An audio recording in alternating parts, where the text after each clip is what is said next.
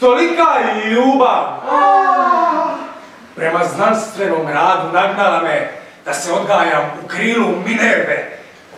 Tako postao jedan od najboljih peripatetika.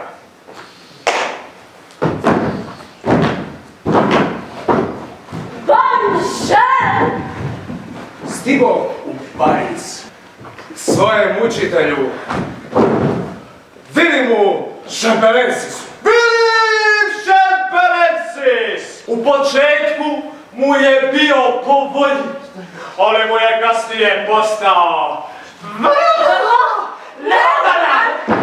Naime, pokušao sam pobiti neke njegove misli.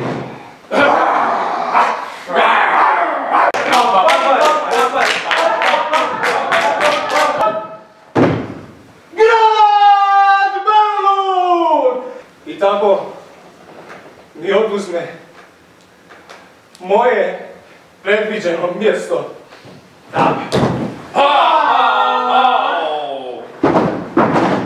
Ali ostvario svoju želju i pređe u fratarski red. Zdravo, Mario, milosti puna. Jer moje podučavanje dobilo i snage i ugleda da svi oni koji su prije vatrenog pristali uz mog učitelja sada grlili u moju školu! U moju školu!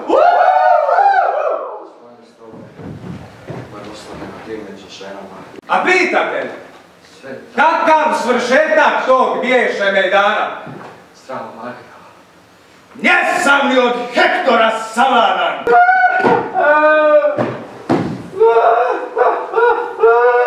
Njesam li od Hektora savladan? Koje se ime pročulo samo zbog dugogodišnjeg iskustva! Kad sam dakle prišao tom stablu da s njega uberem plod, pronađoh da je to smokva koju je prokleo gospodin, stoji glasovitog imena sjena. Poput hrasta visoka, na plodovima bogatoj njive. Budalo! Budalo! Budalo! Budalo! Slave i novčanog dobitka!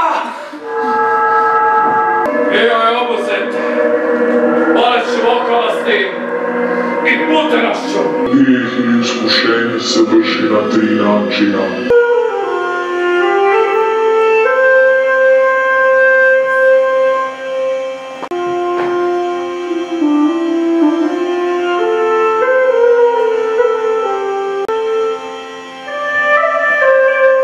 U samom gradu Parizu živjela je djevojka po imenu Eloisa. Počeo sam pregovarati sa njezinim uljakom. A zatim i osjećaj.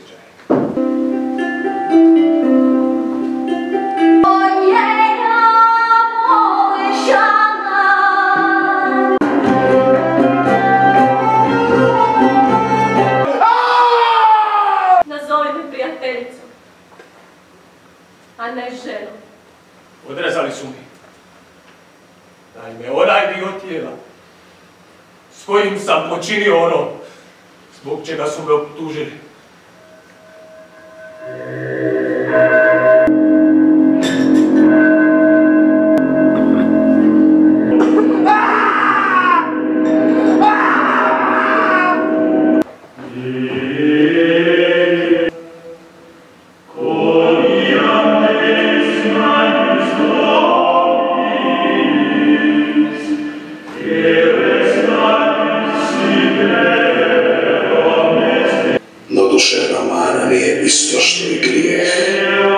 Ujutro je čitav grad grunuo k meni.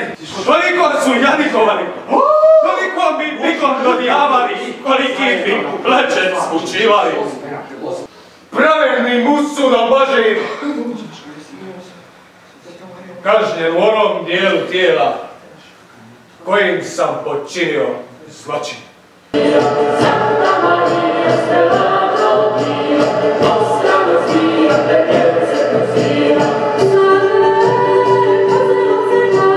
Nagnala me da se skrijem u samostarsku ćeliju.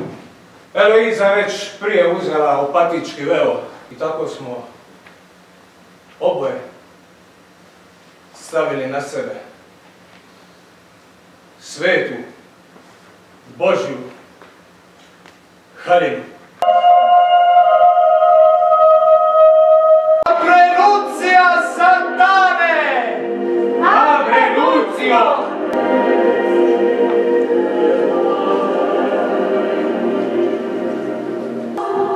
Jedini, predragi moj, što više, U što skladu s ovom bitnije. slikom, crna sam, ali lijepa, odmah dodaje.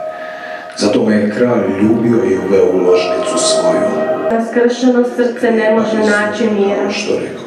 a Bogu slabo služi duša koju nevolje vitlaju.